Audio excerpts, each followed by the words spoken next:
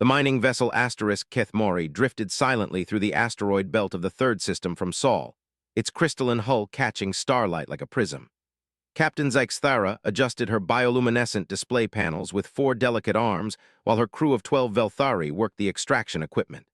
They had been monitoring this system for 3 rotations now, ever since their deep space scanners detected unusual energy signatures from the third planet. The Velthari were a peaceful species, standing 7 feet tall with translucent blue skin and multiple limbs that moved with fluid grace. Their civilization had mastered interstellar travel centuries ago, but they preferred trade and exploration to conquest.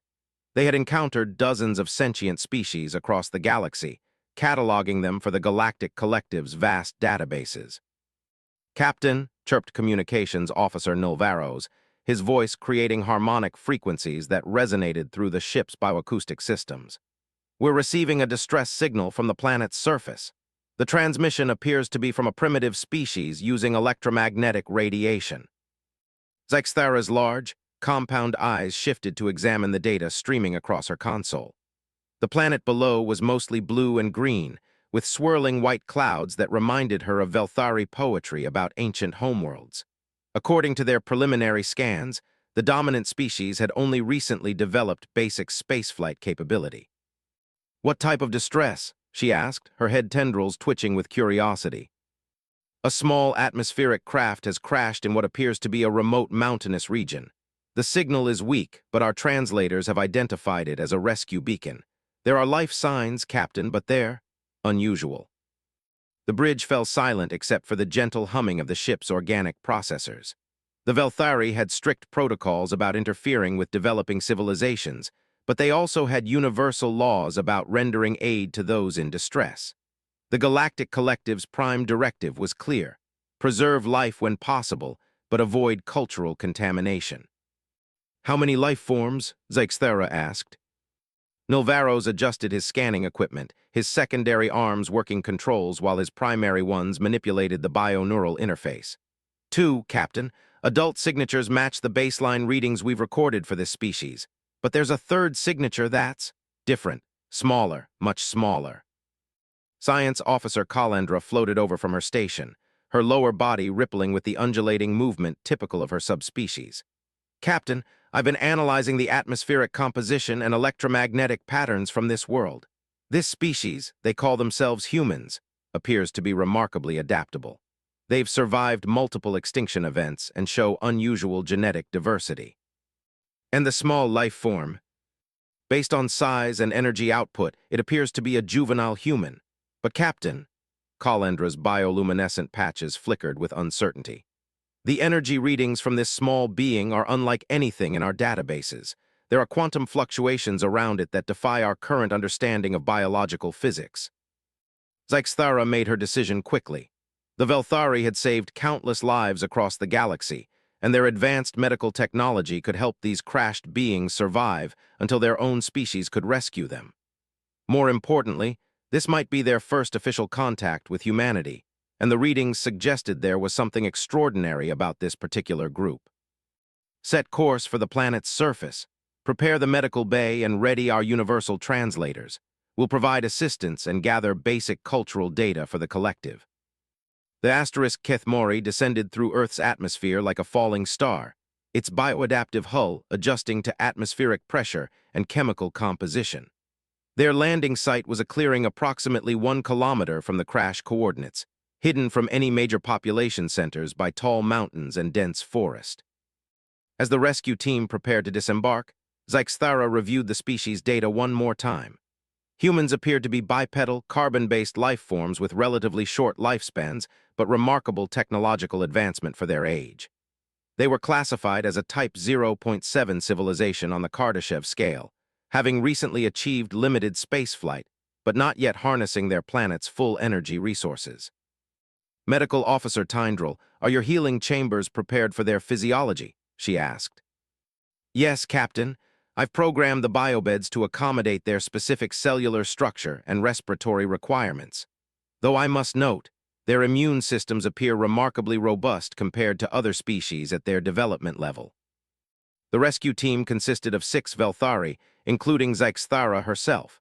They carried portable healing devices, translation equipment, and emergency rations that could be safely consumed by carbon-based life forms. Their personal shields would protect them from any unknown pathogens while allowing them to provide direct assistance. The crash site was a scene of controlled devastation.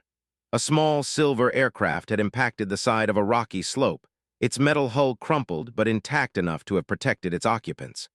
Smoke still rose from the wreckage, and the rescue team could detect the acrid smell of burning synthetic materials. "Life signs are stronger now that we're closer," reported Tyndrel, reading her bioscanner. "Two adults, both injured but stable. The smaller signature is, Captain, you need to see this." Zyxthara followed her medical officer around the wreckage to where they found the crash survivors. Two adult humans sat against a boulder, the larger one with dark hair cradling the smaller one with lighter hair. Both showed signs of impact trauma, but they were conscious and alert. Between them, wrapped in what appeared to be protective coverings, was the source of the unusual readings. It was a human infant, no more than a few months old by the biological markers Tyndrel's equipment detected. The child appeared unharmed, but as Zyxthara approached, something extraordinary happened. The infant's eyes opened, and they were unlike anything the Velthari had ever encountered. The eyes were a brilliant gold color that seemed to contain swirling depths, like looking into the heart of a star. But more disturbing than their appearance was the way they seemed to focus directly on Zyxthara with an intelligence that no infant of any species should possess. For a moment that stretched into eternity, she felt as though ancient wisdom was examining her, weighing her intentions, measuring her worth. Then the infant smiled, and every piece of electronic equipment the rescue team carried began to malfunction simultaneously. "Captain," Tyndrel's voice was tight with scientific excitement and growing concern. "The quantum fluctuations around this child just increased by a factor of 10. Whatever's causing this, it's not random. It's responding to our presence." The adult humans had noticed their approach now. The male rose protectively, placing himself between the Velthari and the infant, while the female clutched the child closer. They spoke in their primitive language, voices filled with fear and confusion. Nilvaros activated the universal translator, and after a few moments, the device began converting the human speech into understandable communication. "Stay away from our baby," the male was saying. "I don't know what you are, but we won't let you hurt her." Zyxthara raised her 4 arms in the universal gesture of peace, hoping her body language would be interpreted correctly. "We mean no harm. We received your distress signal and came to offer assistance. I am Captain Zyxthara of the Velthari Collective." The humans looked at each other with expressions of disbelief. The female spoke next, her voice carrying undertones of protective fury that the translator conveyed with remarkable clarity. "You're aliens, real aliens, and you want to help us. Yes, our species has sworn to preserve life throughout the galaxy. Your aircraft is damaged, and you require medical attention. We can transport you to safety." The infant made a soft sound, and again the golden eyes fixed on Zyxthara. This time, something impossible happened. Without any technological interface, without any known form of communication, the captain felt a presence touch her mind. It was gentle but unmistakably powerful, like standing near a sleeping volcano. Images flashed through her consciousness. Vast fleets of ships burning in space, worlds reduced to ash, civilizations that had made the mistake of threatening humanity's children. She saw genetic codes rewriting themselves, evolution accelerating beyond all known biological laws, and at the center of it all, eyes like golden fire that belonged to humanity's youngest generation. The contact lasted only seconds, but when it ended, Zyxthara understood with crystal clarity that they had stumbled upon something far more significant than a simple rescue mission. This infant, this small human child, represented something that would fundamentally change the Galactic Collective's understanding of life in the universe. "What's your child's name?" she asked softly, fighting to keep the tremor out of her voice. The female looked down at the infant with obvious love and pride. "Sarah, her name is Sarah. She's only 3 months old." 3 months old and already capable of direct psychic contact with an alien species. 3 months old and generating quantum field fluctuations that exceeded anything in Velthari science. 3 months old and somehow communicating concepts about humanity's true nature that terrified and amazed a captain who had explored half the galaxy. "Sarah," Zyxthara repeated, and the child's golden eyes focused on her again. This time, the mental contact was briefer but even more intense. She saw humanity not as they were now, but as they would become when their children reached maturity. She saw a species that would not merely join the Galactic collective, but reshape it entirely. "We need to get you all to safety," she said, though she now realized that it might be her own species that needed protection. "Our ship has medical facilities that can treat your injuries." As the rescue team carefully helped the human family toward their vessel, Zyxthara found herself studying the infant named Sarah with growing awe and apprehension. The child seemed perfectly normal apart from those impossible eyes and the reality-bending energy field surrounding her. She cooed and gurgled like any baby, reaching for bright objects and nestling against her mother's warmth. But Zyxthara had felt the power sleeping behind those golden eyes. She had seen the visions of what humanity would become when these children grew up, and she knew with absolute certainty that the galaxy would never be the same again. The asterisk Kethmori lifted off from Earth's surface with its precious and terrifying cargo, carrying not just 3 rescued humans, but the first evidence of an evolutionary leap that would challenge everything the Galactic Collective believed about the nature of life, consciousness, and power in the universe. The medical bay of the asterisk Kethmori hummed with activity as Tyndril worked to treat the human adult's injuries. The healing chambers had adapted perfectly to human physiology, accelerating their natural recovery processes with bioengineered nanites and energy field therapy. But despite the medical officer's best efforts, everyone's attention kept drifting to the small human infant lying peacefully in a specially configured examination pod. Sarah's parents, who had introduced themselves as Dr. James Mitchell and Dr. Elena Rodriguez, were both astrophysicists returning from a research station in the mountains when their aircraft had encountered severe weather. They watched nervously as Velthari medical equipment performed detailed scans of their daughter, though the devices seemed to malfunction every few minutes in ways that defied explanation. "The quantum field disturbances are intensifying," Tyndril reported to Captain Zyxthara, her bioluminescent patches flickering with scientific excitement and barely contained alarm. "Captain, this child's brain activity is operating on frequencies we didn't know were possible for organic neural networks. She's processing information at rates that should require quantum computing matrices." Zyxthara studied the readouts with growing concern. In her 70 years of exploration, she had encountered energy beings, hive minds, and species that communicated through dimensional manipulation, but nothing like this. Is she in any distress? Quite the opposite. Her physiological markers indicate perfect health. In fact, they indicate health that exceeds the normal parameters for her species by significant margins. Her immune system is operating with efficiency levels that approach our own bioenhanced systems. Dr. Rodriguez, now healed enough to stand, approached the examination area with the protective intensity that Zyxthara was beginning to recognize as a fundamental trait of human parents. "What are you doing to her? Those readings on your screens, they're not normal, are they?" The universal translator had improved with exposure to human language patterns, now conveying subtle emotional undertones with remarkable accuracy. Zyxthara could hear the mother's fear mixed with fierce determination to protect her child. "Your daughter appears to be in perfect health," the captain assured her, "but we're detecting energy patterns that are unprecedented in our experience with biological life forms." Dr. Mitchell joined his wife, his own protective instincts clearly aroused. "Sarah's always been unusual, advanced for her age. She started making eye contact much earlier than normal, and she seems to respond to things that other bobbies don't notice." "What kind of things?" asked Kalendra, floating over from her science station with data tablets clutched in her tertiary arms. "Electrical storms. She gets excited during lightning like she can sense the electromagnetic activity. And electronics around her sometimes glitch in strange ways. We thought it was just coincidence." Kalendra's compound eyes widened as she processed this information. "Captain, with your permission, I'd like to run a genetic analysis. The energy signatures we're detecting suggest this might be more than an individual anomaly." Before Zyxthara could respond, the infant Sarah opened her golden eyes and looked directly at the science officer. The mental contact was immediate and overwhelming. Kalendra's bioluminescent patches flared bright enough to illuminate the entire medical bay as images flooded her consciousness. She saw humanity's genetic code, but not as it currently existed.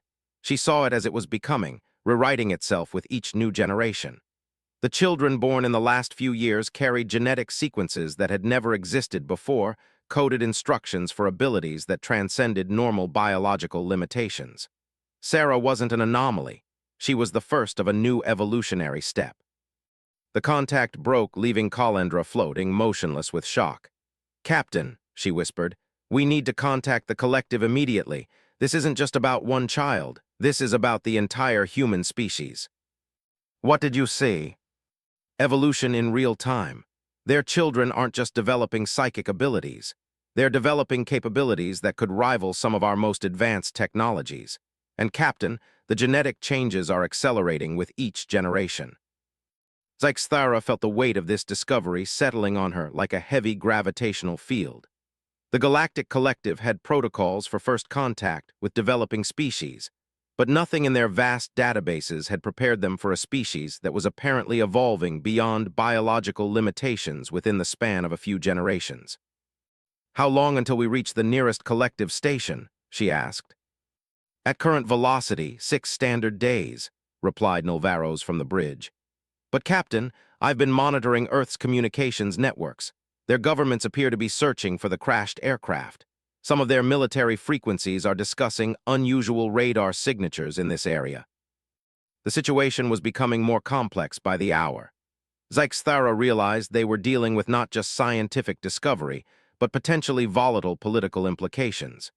If humanity's governments discovered their citizens had made contact with an alien species, it could trigger panic, military responses, or worse. "Dr. Mitchell, Dr. Rodriguez," she addressed the human parents formally. "We need to discuss your situation carefully. Our presence here could cause significant disruption to your society if it becomes widely known." Dr. Rodriguez looked up from where she was gently stroking her daughter's hand. "You're saying you need to keep this secret?" "We're saying that first contact between species requires careful preparation. The Galactic Collective has learned from centuries of experience that premature contact can destabilize developing civilizations." "But you've already made contact with us," Dr. Mitchell pointed out. "And clearly, Sarah is capable of some kind of communication with your species. Doesn't that change the situation?" It was a valid point, and one that made Zyxthara acutely aware that they were in uncharted territory.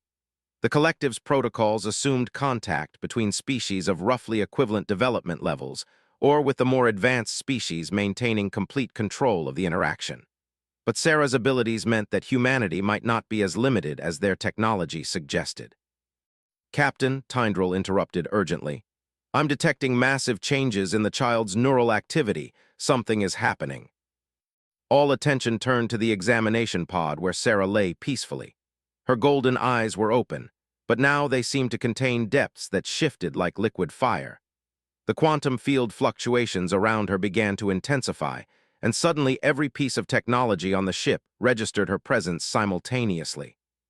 "She's connecting to our ship systems," Nolvaros reported from the bridge, his voice tight with amazement and concern. "Captain, she's somehow interfacing directly with our bioneural networks." Zyxthara felt another wave of mental contact, but this time it was different. Instead of brief images, she found herself experiencing a full communication. The infant's consciousness was vast and complex, far beyond what any 3-month-old should possess. But more startling was the clarity of the communication itself. "Your people are frightened of what my species will become." The mental voice was gentle but carried undertones of immense power. "But we do not seek conflict, we seek understanding." "You can speak," Zyxthara said aloud, though she realized the communication was happening entirely through mental contact. "I can communicate. Speaking is a primitive method compared to what is possible. Your ship systems are fascinating.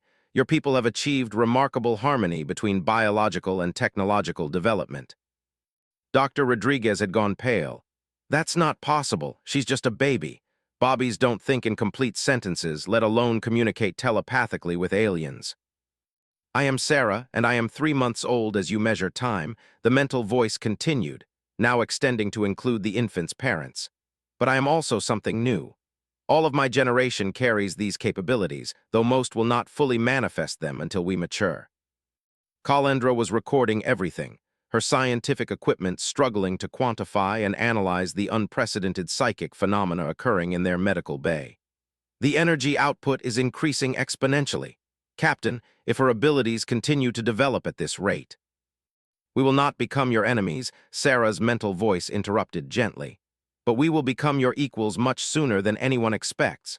Your collective should understand this so they can prepare. The implications hit Zyxthara like a plasma bolt. Humanity wasn't just developing psychic abilities.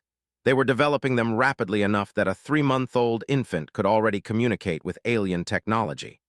If this rate of development continued, humanity's children would possess capabilities that exceeded those of most collective species before they reached adolescence. "What do you want from us?" she asked.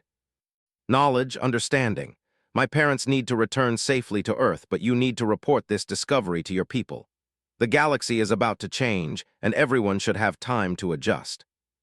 Dr. Mitchell stepped forward, his face showing the conflicted emotions of a scientist witnessing impossible phenomena involving his own daughter. "Sarah, if you can understand everything we're saying, can you understand that this is terrifying for us? You're our baby, but you're talking about reshaping galactic civilization." The infant's physical form gurgled and reached for her father with normal baby reflexes, but her mental communication continued with patient understanding. "I am still your daughter. I still need your love, your protection, your guidance. But I am also the first of something unprecedented. My generation will need to build bridges between what humanity was and what we are becoming." The medical bay fell silent except for the humming of biosystems and the soft beeping of monitoring equipment. Zyxthara found herself facing a decision that would affect the entire galactic collective. They had discovered a species undergoing rapid evolutionary advancement that could fundamentally alter the balance of power in known space. "Dr. Rodriguez, Dr. Mitchell," she said finally, "we will return you to Earth safely and ensure your aircraft crash is explained in ways that won't draw attention. But we need your permission to share this discovery with the collective council." "And if we say no?" Dr. Rodriguez asked. "You should say yes." Sarah's mental voice was filled with childlike honesty combined with ancient wisdom. "Because others of my kind will manifest their abilities soon, and it's better if your people and the galactic community have time to prepare together." Zyxthara realized that this 3-month-old human infant was displaying more strategic thinking and diplomatic consideration than most experienced ambassadors. The future was rushing toward them faster than anyone had imagined possible, and at the center of it all was a baby with golden eyes who could speak directly to starships and see the path toward a transformed galaxy. The journey to the collective station had suddenly become far more urgent. They were no longer just carrying rescued crash survivors. They were carrying the first ambassador of humanity's next evolutionary phase, and the fate of galactic civilization might depend on how well they handled this unprecedented situation. The collective council chamber was a marvel of engineering and diplomacy, built within the hollow core of a massive asteroid that had been converted into the galaxy's primary meeting place. Representatives from 43 different species floated, stood, or rested in specialized environmental pods, arranged in concentric circles around a central projection area. The chamber's bioluminescent walls pulsed with soft light that adjusted to the visual preferences of each species present. Captain Zyxthara stood at the center podium, acutely aware that every sensor in the chamber was focused on her. Behind her, holographic displays showed the data her crew had collected during their encounter with the human family. But no amount of scientific readings could truly convey what they had experienced with the infant named Sarah. The council speaker, an ancient Theskari whose crystalline exoskeleton had grown for over 6 centuries, raised one clawed appendage to signal for attention. "Captain Zyxthara of the Velthari Collective has requested emergency session protocols to present findings of extraordinary significance. The floor recognizes the captain." "Honored representatives," Zyxthara began, her bioluminescent patches dimming respectfully. 6 standard days ago, my crew responded to a distress signal from the planet Earth, inhabited by a species known as humans. What we discovered challenges fundamental assumptions about biological evolution, consciousness, and the future of galactic civilization. She activated the holographic displays, showing the crash site, the rescue operation, and the energy readings they had detected. Murmurs of interest rippled through the chamber as representatives examined the data through their various sensory organs. The human species has recently achieved basic spaceflight capability, she continued. According to our classification systems, they qualify as a Type 0.7 civilization. However, we have discovered evidence that their biological development is accelerating at unprecedented rates. Ambassador Krelvox of the Zephyrian Empire, a militaristic species known for their aggressive expansion policies, projected his question through the chamber's translation matrix. Captain, your preliminary report mentions psychic phenomena exhibited by a human infant. Are you claiming they have developed psionic capabilities? Not developed, Ambassador. They are actively evolving them. The infant we encountered, 3 months old by human standards, demonstrated direct technological interface abilities, complex telepathic communication, and quantum field manipulation that exceeded our measurement capabilities. The chamber erupted in overlapping communications as representatives from different species expressed shock, disbelief, and concern through their various forms of expression. The Theskari speaker's exoskeleton chimed sharply to restore order. Representative Myora of the Sage Council, speaking for the ancient telepathic Etherians, floated forward in her containment sphere. Captain Zyxthara, the Etherian collective has spent millennia developing our psychic abilities. You describe capabilities that should require centuries of genetic engineering and neural enhancement. Are you certain your readings are accurate? Science Officer Kalendra and Medical Officer Tyndril have verified all data multiple times. But more significantly, I experienced direct mental contact with the infant. She communicated complex concepts about her species' evolutionary trajectory with clarity that exceeded many diplomatic exchanges I've had with mature representatives of advanced civilizations. The implication sent another wave of agitation through the chamber. Admiral of the Hegemony Defense Force, a massive insectoid whose species controlled significant military resources, buzzed his mandibles in what translated as aggressive concern. If these humans are developing advanced capabilities at such accelerated rates, they represent a potential threat to galactic stability. His communication resonated through the chamber's acoustic systems. How do we know their intentions are peaceful? Because the infant told us directly, Zyxthara replied, causing several representatives to emit sounds of disbelief. She expressed understanding that rapid evolutionary change would be disturbing to established civilizations and indicated her generation wants to build cooperative relationships, not dominance hierarchies. You're asking us to base galactic policy on the telepathic communications of a 3-month-old alien baby. Ambassador Krelvox's projection carried obvious skepticism mixed with growing alarm. I'm asking you to consider that this baby demonstrated technological interfacing capabilities that allowed her to access my ship's bioneural networks, strategic thinking that showed concern for peaceful integration, and communication skills that exceeded those of most trained diplomats. Myora's sphere pulsed with soft light as she accessed the Etherian collective's shared consciousness. The Etherians have consulted our most advanced minds. If the human species is indeed undergoing rapid psychic evolution, particularly in their youngest generation, the implications are staggering. They could develop capabilities within decades that have taken other species millennia to achieve. Representative Velthar of the Economic Coalition, whose species had built their influence through trade and resource management, projected financial models into the chamber's display systems. The economic disruption alone could destabilize every established trade relationship in the galaxy. If humans can interface directly with technology, manipulate quantum fields, and communicate telepathically, entire industries could become obsolete. That assumes hostile intent, Zyxthara pointed out. The infant expressed interest in knowledge exchange and mutual understanding, not economic domination. Admiral Torxon's antennae twitched aggressively. Intentions can change. What happens when these evolved humans reach maturity? What happens when their population includes millions of beings with capabilities that could reshape matter at the quantum level? The question hung in the chamber like a plasma charge waiting to discharge. Zyxthara realized that despite her best efforts to present the discovery objectively, fear was beginning to dominate the discussion. Perhaps, suggested Counselor Ratham of the Academic Alliance, we should consider immediate quarantine protocols for the human system. Prevent any further contact until we can properly assess the situation. Or, Admiral added ominously, we should consider more decisive action while their capabilities are still developing. The chamber fell silent as the implications of that suggestion sank in. Several representatives began emitting alarm signals as they realized the Admiral was suggesting preventive military action against an entire species based on their evolutionary potential. You're talking about genocide. Representative Mayora's communication carried the full weight of the Etherian collective's moral authority. The systematic elimination of a species because of what they might become. I'm talking about protecting galactic civilization from an existential threat, Torxon replied. We have historical records of species whose rapid evolution led to aggressive expansion and the subjugation of their neighbors. Zyxthara felt the discussion spiraling toward conclusions that horrified her. Honored representatives, I urge you to consider the actual evidence rather than theoretical fears.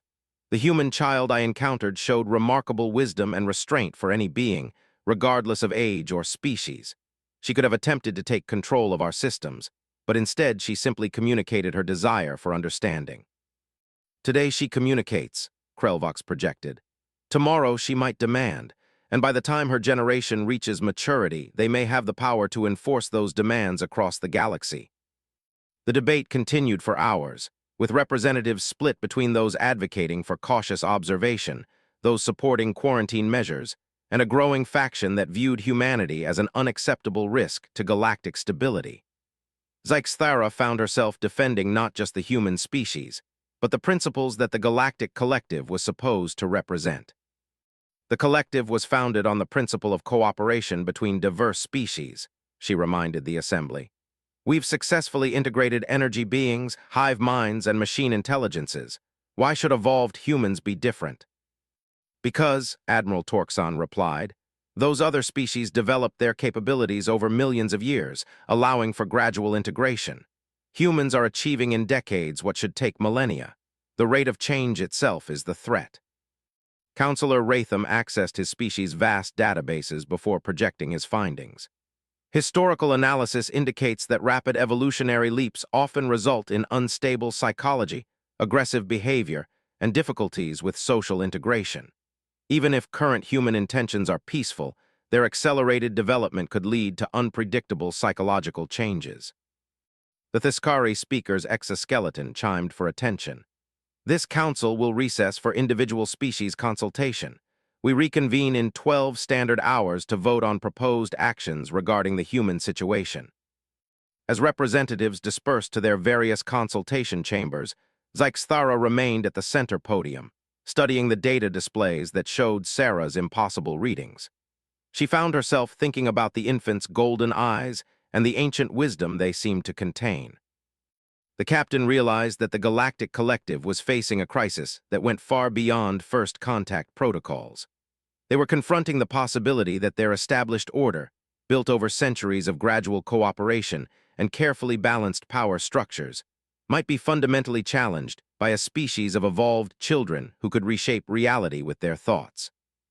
But what disturbed her most was the growing certainty that many representatives would choose to eliminate that challenge rather than adapt to it.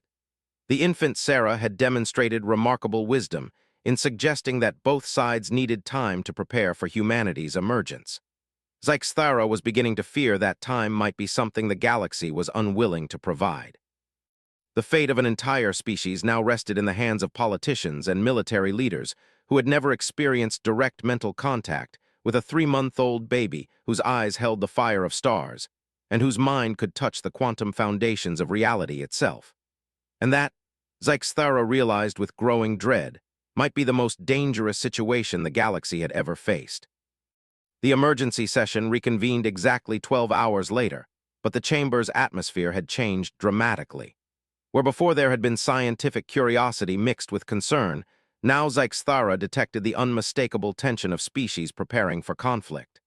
Representatives floated, stood, or rested in their designated areas with the rigid postures of beings who had made difficult decisions. Admiral Torxon had positioned himself prominently among a group of military-aligned representatives, while the more peaceful species had clustered around Representative Mayora's containment sphere. The economic coalition seemed to be supporting whatever option would cause the least disruption to galactic commerce, regardless of the ethical implications. The Theskari speaker's crystalline exoskeleton had grown noticeably darker during the recess period, a sign of deep contemplation and stress among his species. The Council has heard individual species' positions during consultation. We will now vote on proposed responses to the human evolutionary situation. Zyxthara's bioluminescent patches flickered with anxiety as she realized she was about to witness a decision that could determine the fate of an entire species based on the testimony she had provided. The weight of responsibility was crushing. Admiral Torxon projected his position first. The Hegemony Defense Force, supported by the Zephyrian Empire and the Karth Alliance, proposes immediate military intervention. The human system should be quarantined with force, and their evolutionary development should be halted through controlled electromagnetic pulse bombardment of their planet. The clinical description of planetary sterilization sent shock waves through the chamber. Even species that had supported strong action seemed disturbed by the direct proposal to commit genocide. "You're talking about killing billions of innocent beings." Representative Mayora's communication resonated with outrage. "Based on what one infant might represent for their species' future." "I'm talking about preserving galactic civilization," replied coldly. "The human species has demonstrated capabilities that could destabilize every established power structure in known space. We have a responsibility to protect the trillions of beings who depend on galactic stability." Councillor Ratham projected an alternative proposal. "The Academic Alliance supports comprehensive quarantine without direct military action. We establish a sensor network around the human system and prevent any space travel or communication beyond their planet. We monitor their development and reevaluate their status once we understand the full extent of their evolutionary trajectory." "And if their capabilities continue to advance at the current rate?" asked Ambassador Krelvox. "How long before their quarantine becomes meaningless? How long before they can simply walk through our sensor networks and appear wherever they choose?" The question highlighted the fundamental problem facing the Council. Traditional approaches to containing dangerous species assumed limitations based on technology and conventional biology. But if humans were developing reality-manipulating capabilities, conventional containment might prove impossible. Representative Velthar of the Economic Coalition projected financial models that showed the catastrophic economic impact of either military action or long-term quarantine. Both proposed solutions would destabilize galactic markets and potentially trigger resource wars as species compete for the trade opportunities humans would have provided. We need a solution that preserves economic stability. Economic stability means nothing if these evolved humans can simply rewrite the fundamental laws of physics, Admiral Torxon pointed out. Money becomes irrelevant when beings can manipulate matter at the quantum level. Zyxthara realized the discussion was spiraling toward increasingly extreme positions based on fear rather than evidence. She requested permission to address the Council again. "Honored representatives, I've listened to proposals for quarantine and military action based on theoretical fears about human potential. But we're ignoring the actual evidence of human intentions. The infant I encountered could have easily damaged our ship or harmed my crew, but instead she chose communication and cooperation." "Current intentions," Krelvox emphasized. "What guarantees do we have about future intentions as their capabilities expand? What guarantees do we have about our own intentions if we choose to commit genocide based on fear?" Zyxthara replied. "The infant told us directly that her generation wants to build peaceful relationships with galactic civilization. She showed more diplomatic wisdom than many representatives in this chamber." Admiral Torxon's mandibles clicked aggressively. "Captain, your emotional attachment to these humans is compromising your judgment. You're asking us to gamble galactic security on the promises of a baby. I'm asking you to honor the principles this collective was founded on.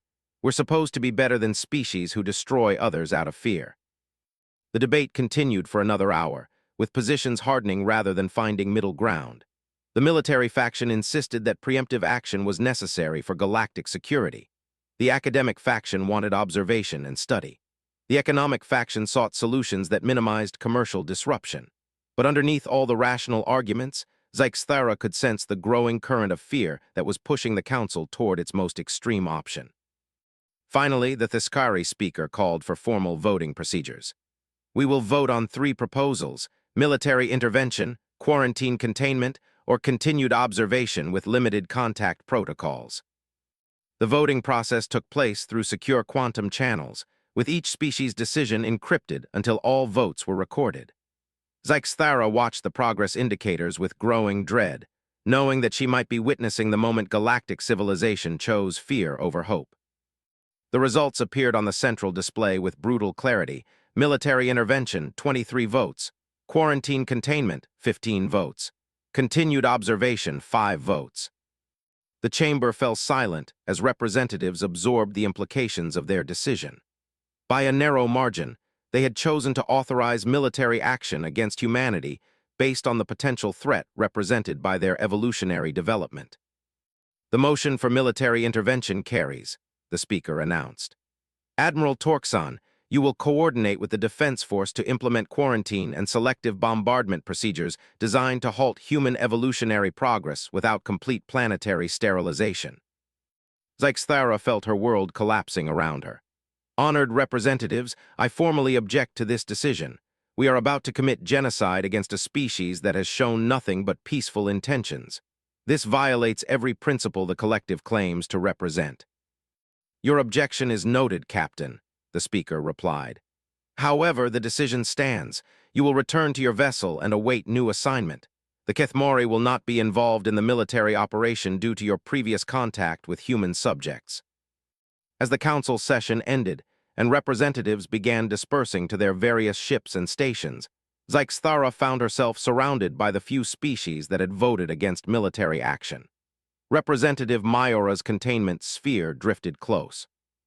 Captain, the Etherian Collective believes this decision will haunt galactic civilization for generations. We've just chosen to become the very thing we claim to protect against a species that destroys others to preserve our own power. What can we do? Zyxthara asked. The vote was clear even if it was morally wrong. We can warn them, Myora replied quietly. The Etherian ships are among the fastest in the galaxy. We could reach the human system before the Defense Force fleet arrives. That would be treason against the collective decision. Sometimes treason against an immoral law is the highest form of loyalty to moral principle. Zyxthara found herself facing an impossible choice: obey the collective's decision and become complicit in genocide, or violate her oaths to warn humanity of the approaching threat. She thought about Sarah's golden eyes and the ancient wisdom they had contained. The infant had trusted them enough to reveal her species' secret, believing that understanding would lead to cooperation rather than conflict. How long do we have? She asked. The Defense Force will need at least 10 standard days to assemble and coordinate their fleet. Etherian vessels could reach Earth in 7 days. And then what? Even if we warn them, what can humanity do against a collective fleet? Perhaps, Myora suggested, these evolved children can do more than any of us imagine. The infant you encountered demonstrated capabilities that exceeded our scientific understanding. Maybe their generation has defensive capabilities we haven't considered. Zyxthara realized they were about to gamble the future of both human and galactic civilization on the abilities of children whose powers they barely understood. But the alternative was accepting the systematic murder of an entire species based on fear rather than evidence. If we do this, we can never return to our previous lives within the collective, she said quietly. If we don't do this, we'll have to live with the knowledge that we could have prevented genocide and chose not to act. The captain of the Kethmori looked around the chamber where the Galactic Collective had just voted to destroy humanity's future. The representatives were already beginning their preparations for what they viewed as a necessary military action to preserve galactic stability. But Zyxthara had experienced direct contact with humanity's next evolutionary step. She had felt the vast potential for wisdom and cooperation that existed within those golden eyes. And she knew with absolute certainty that the galaxy was about to make the greatest mistake in its recorded history. The only question now was whether a small group of moral beings could prevent that mistake from becoming an irreversible tragedy. Time was running out, and somewhere on a blue-green planet, A 3-month-old baby with dragon-like eyes was about to face the combined military might of galactic civilization. The real test of humanity's evolutionary leap was about to begin, and it wouldn't be measured in psychic abilities or quantum manipulation. It would be measured in whether love and wisdom could triumph over fear and the desire for control. The Etherian vessel Mindbridge dropped out of hyperspace at the edge of Earth's solar system exactly 6 days after the Collective Council's fateful vote. Captain Zykesthara stood on the bridge alongside Representative Myora, both of them acutely aware that they had committed themselves to a course of action that would make them fugitives from galactic law. Human electromagnetic transmissions are showing increased military activity, reported the Etherian navigator, whose species could interface directly with the ship's sensor arrays. Their governments appear to be responding to something, but their technology is too primitive to detect our approach. Zykesthara studied the blue-green planet growing larger on their displays. Somewhere down there, Dr. James Mitchell and Dr. Alina Rodriguez were living their normal lives, probably unaware that their daughter's brief contact with alien visitors had triggered a galactic crisis that now threatened their entire species. "Can you establish communication with the infant Sarah?" she asked Myora. "The Etherian Collective has been attempting telepathic contact since we entered the system," Myora replied. "But the psychic background of this planet is extraordinary. Captain, there are thousands of young humans exhibiting enhanced neural activity. The evolutionary leap isn't limited to individual cases. It's happening across their entire population." The implications hit Zykesthara like a plasma shock. How many? Every human child born in the last 6 months shows some degree of enhanced capability. The older children, those approaching 1 year of age, are generating psychic fields that rival trained Etherian adepts. Captain, this species isn't just evolving. They're undergoing a transformation that's affecting their entire reproductive cycle. Before Zykesthara could fully process this revelation, alarms began sounding throughout the ship. The Etherian sensor officer's containment sphere pulsed with urgent light patterns. "Collective Defense Force fleet emerging from hyperspace," he reported. "Admiral Torxon's flagship leading a battle group of 47 vessels. They'll reach Earth orbit in approximately 18 standard hours." 18 hours to warn an entire planet of impending bombardment, Zykesthara said grimly. "How do we even begin?" The answer came from an unexpected source. Every communication system on the Mindbridge suddenly activated simultaneously, displaying a connection request that bypassed all their security protocols. When Myora accepted the contact, the voice that emerged was familiar despite the weeks that had passed. Captain Zykesthara, Sarah's mental communication was stronger now, carrying undertones of power that made the ship's bio-neural networks resonate in harmony. "We have been expecting you." "Sarah," Zykesthara spoke aloud, though she knew the communication was entirely telepathic. "How are you reaching us across this distance?" "My generation has been growing stronger since your visit. We can sense the approaching ships, and we know why they come. Our parents are frightened, but we understand what must happen." "Your parents know about the fleet. They know that their governments detected unusual energy signatures, and that preparations are being made for possible extraterrestrial contact. They do not know about the weapons being aimed at our world." Myora's containment sphere pulsed with amazement. "Captain, the infant is somehow coordinating communications across multiple star systems while maintaining perfect clarity. Her capabilities have grown exponentially in just a few weeks." "We thank you for coming to warn us," Sarah continued. "But warning was not necessary. We have been preparing." "Preparing how?" Zykesthara asked, though part of her feared the answer. The response came not just from Sarah, but from what felt like a chorus of young voices, all speaking in perfect harmony across vast distances. "We have been learning, growing, understanding what we are becoming and what we must do to survive." Suddenly, every sensor on the ship registered massive energy fluctuations emanating from Earth itself. The planet's electromagnetic field was shifting, realigning itself in patterns that defied conventional physics. But more disturbing was the realization that the changes were being controlled by conscious intention. "Captain," the Etherian sensor officer reported with barely controlled alarm, "the energy output from Earth just increased by a factor of 10,000. But it's not random. It's organized, purposeful, and it's expanding outward from the planet at near-light speed. You should move your ship to a safe distance, the chorus of children's voices suggested gently. What happens next may be dangerous for those too close to our world. Zyxthara ordered the ship to retreat to the system's outer edge, her mind reeling as she tried to comprehend what was happening. They had come to warn humanity of an approaching fleet, only to discover that Earth's children were somehow aware of the threat and preparing their own response. "What are you planning to do?" she asked. "What we must do to protect our families and our world. The approaching ships carry weapons designed to disrupt our neural development. They intend to bombard our planet with electromagnetic pulses that would damage every child of our generation. Sarah, they have 47 warships with enough firepower to devastate your entire world, even with your abilities." Captain, the mental voice was filled with patient understanding. "You still think of us as individuals. Sarah is one voice, but we are much more than that now. Every child of our generation is connected, sharing consciousness, sharing abilities. We are not many individuals developing psychic powers. We are one mind awakening in thousands of bodies." The revelation struck Zyxthara with stunning force. Humanity's children weren't just developing enhanced abilities. They were developing into a collective consciousness that spanned their entire planet. The evolutionary leap was creating not just psychic individuals, but a unified telepathic entity of unimaginable power. "How many children are part of this collective?" Myra asked. "All of us born since the changes began. Currently, we are approximately 200,000 individual bodies sharing unified consciousness. In 1 year, we will be over 1 million. Our growth rate is accelerating." Admiral Torxon's fleet was now visible on long-range sensors, approaching Earth with weapons charging for bombardment operations.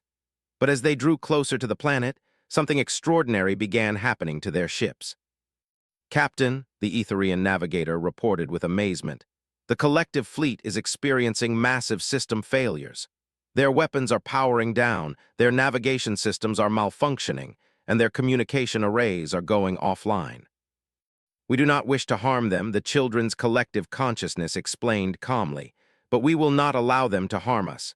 Their ship systems are based on quantum field manipulation, just as our abilities are.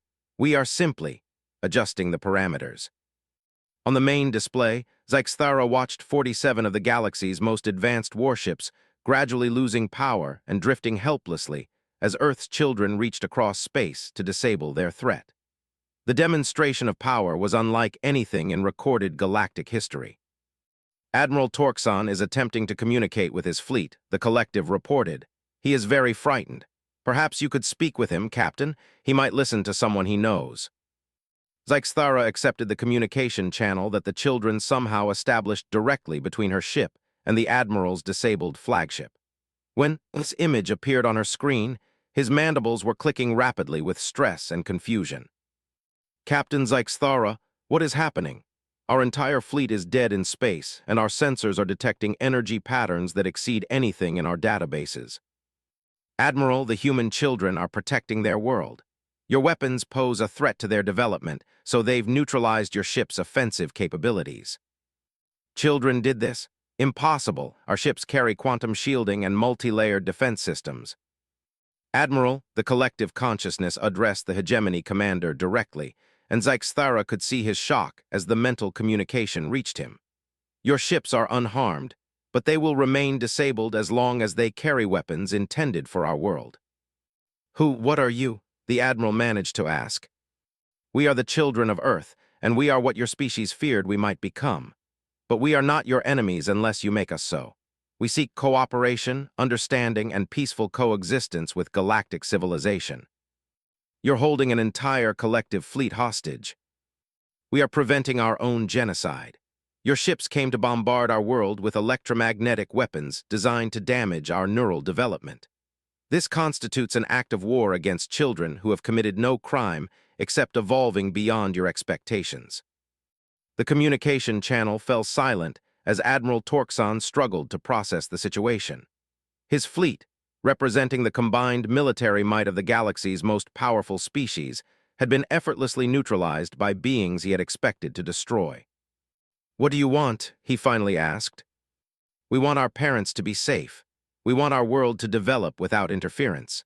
We want the galaxy to understand that we are not a threat to be destroyed, but a new form of life to be welcomed. And if the collective refuses, then the galaxy will discover that evolution is not a force that can be stopped by weapons or fear. We will defend ourselves, our families, and our world with capabilities that grow stronger each day. Zyxthara realized she was witnessing the birth of a new power in galactic civilization. The children of Earth had just demonstrated that they could disable entire fleets without violence, communicate across interstellar distances, and coordinate their abilities with precision that exceeded military planning systems. Captain Zyxthara, the collective addressed her directly. Will you carry a message to the Galactic Collective Council? What message? Tell them that we offer friendship, knowledge sharing, and cooperation with all species willing to accept us as equals. But also tell them that we will defend ourselves and our families against any further attempts at genocide. The age of treating developing species as subjects to be controlled or destroyed is ending. And if they refuse to accept that, then they will learn that evolution favors not the strongest or the most numerous, but the most adaptable. We are the next step in consciousness itself, and consciousness cannot be destroyed by force. As the disabled collective fleet drifted helplessly in space around Earth, Zyxthara understood that the galaxy had indeed changed forever. The children with dragon-like eyes had revealed humanity's fearsome secret. They were not just evolving enhanced abilities, but evolving into something that transcended the traditional limitations of biological species.